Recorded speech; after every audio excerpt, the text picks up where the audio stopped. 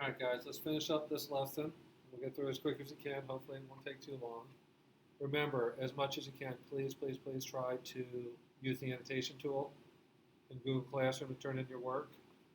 We are going to find best practices to make it work, figure out what kind of pen you want to use, if you need a stylus, a dull pencil, whatever works. Also, if you flip your computer over and put the screen flat on your table, like tip it the other direction, you get a flat piece of paper to write on. You don't have to write on a vertical screen. All right, well, we'll find ways to make it work. All right, so number 3. Y equals the square root of 1 minus x. Hopefully, as we see this, we recognize this is a square root function, which is going to be a half a parabola going to the side. All right, so it's probably going to look something like this, flipped over, reflected, stretched, and all that good stuff. All right, so we need to make a table. All right, this is one of the first issues we are going to talk about for domain this year. You should have talked about it last year, but we got to remember when we talk about domain, underneath a square root, underneath a 4th root and 8th root, has to be a positive value. So the domain of this has to be greater than or equal to 0. All right? You're only allowed to take the square root of a 0 value or a positive value.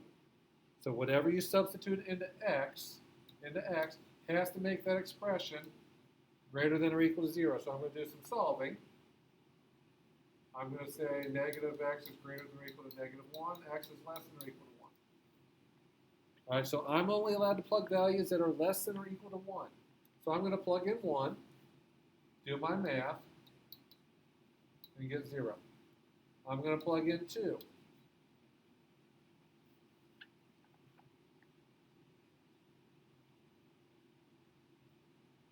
Less than or equal to. So let me back up. There we go, make a mistake. Got to correct myself.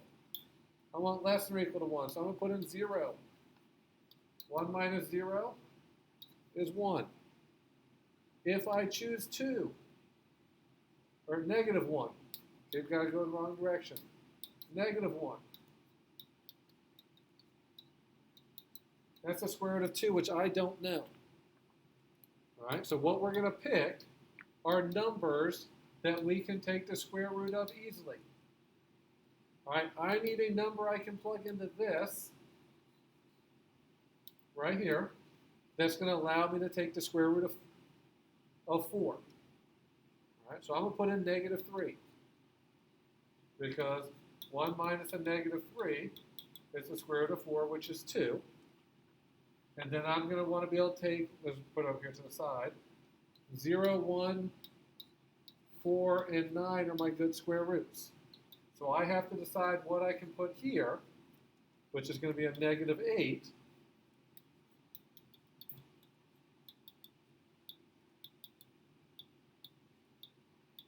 It's going to allow me to take the square root of 9. All right, so my domain has to be less than or equal to 1. So only numbers here that I can plug in are less than or equal to 1. And I want to pick numbers that force good things. I want the square root of 0, square root of 1, square root of 4, and square root of 9. So I picked these particular numbers that gave me those values. All right, now I'm going to plot them. 1, 0, 0, 1, negative 3, 2, and negative 8, 3. And I'm going to get that shape.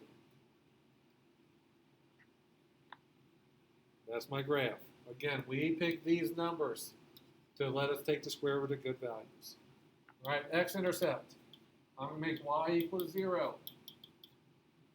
I'm going to square both sides. I'm going to add an x.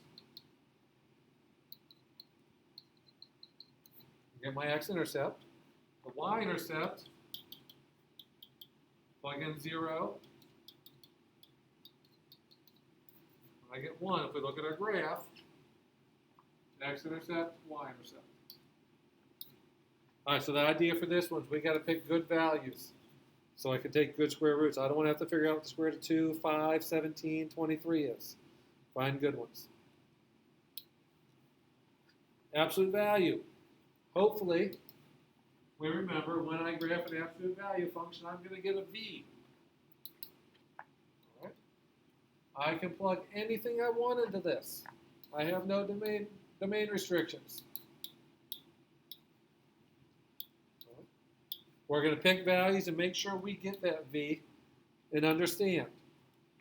All right, so I'm going to do absolute value of 1 minus the absolute value of negative 2, 1 minus the absolute value of negative 1, 1 minus the absolute value of 0, and I'm going to keep going.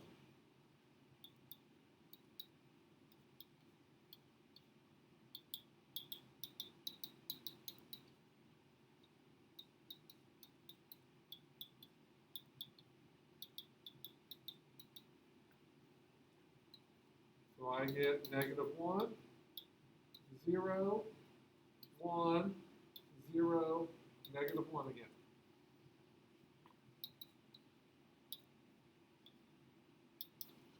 We're going to get into later. Remember, our translations, if there's nothing inside the function, there's not a left and right movement. It doesn't go left and right at all.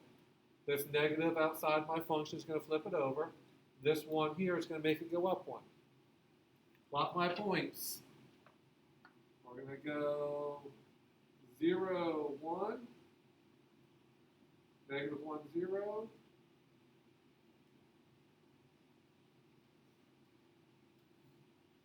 It looks something like that.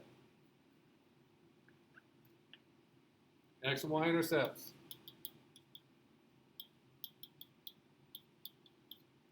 0 equals 1 minus the absolute value of x. Absolute value of x equals 1, which means x equals 1, or and, let's get rid of or and say and. Negative 1, so I have to write two equations. My y-intercept, I'm going to go y equals 1 minus the absolute value of 0. I put 0 in for x. Y equals 1. Looking at our graph, we're good. All right, going quick. Pause yourselves if you need to.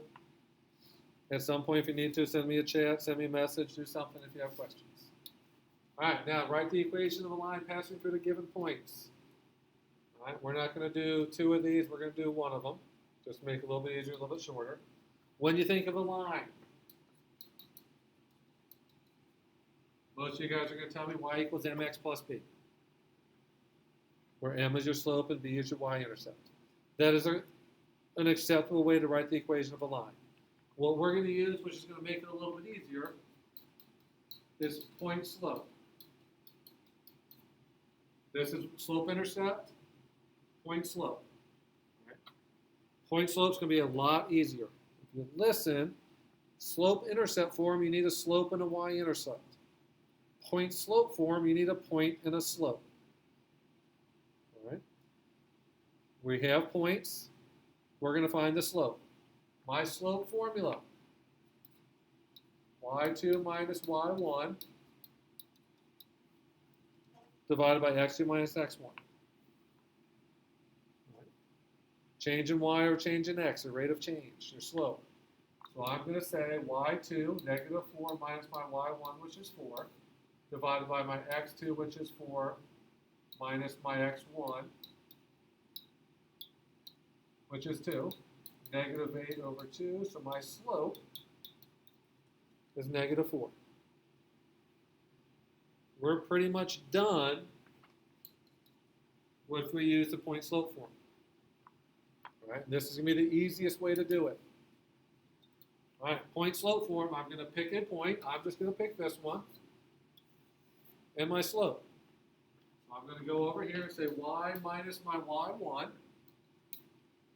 4 equals my slope, negative 4 parentheses x minus my x1 value, 2. Acceptable answer. Once you get the slope, you're going to pick one of the 2 points and plug it in. You could have also chose the second point. Same idea. Y minus my y1, negative 4, equals my slope, negative 4, x minus my x1. Clean this up a little bit.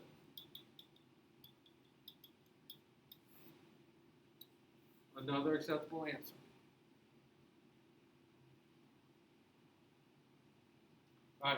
to show you. Taking both of these, if I distribute and move my number, I'll work over here, y equals a negative 4x plus 8 plus 4, y equals a negative 4x plus 12. Doing this one, same idea, y equals a negative 4x plus 16 minus 4. I still get the same equation. So all we have to do, if I give you 2 points and ask you to write the line passing through the points, find me the slope, pick a point, substitute it into the formula. Y minus y1 equals m parentheses x minus x1, where m is your slope and x1, y1 is your point. All right, we're going to skip number 6 to just get the point across. All right, we'll do 7 because it's fractions, and everybody in here loves fractions. I know it. It makes your day, it makes you happy.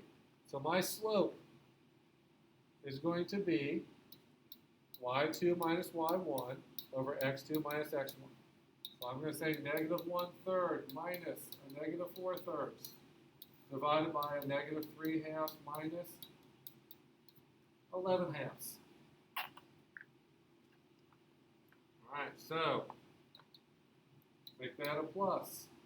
So negative 1/3 plus 4/3 is 3/3.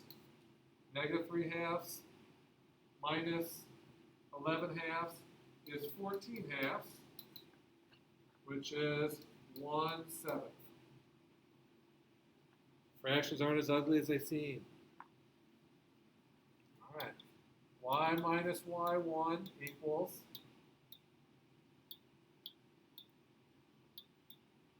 m parentheses x minus x1. All right, we're going to pick the easiest one for, they're both pretty ugly, so I'm just going to pick this one. Y minus a negative 1/3 equals my slope, 1/7, x minus negative 3/2. Y plus 1/3 equals 1/7, parentheses x plus 3/2. Straightforward and easy. Once you get the slope, just pick a point in the slope, substitute it into this formula. Point-slope form. It's a lot easier than slope-intercept form. Right? We got the slope-intercept form by distributing and moving your number, and we got this form. But you don't have to. There's no reason. If they just want the equation of a line, this is an acceptable equation. If they say they want it in slope-intercept form, distribute, move your number. Easy as that. All right, so that's our video for the rest of the lesson. Hopefully it makes sense. Make sure you have this video watched and the whole assignment that was assigned in class on Thursday is completed when we show up on Tuesday. If you have any questions, let me know and have a great weekend.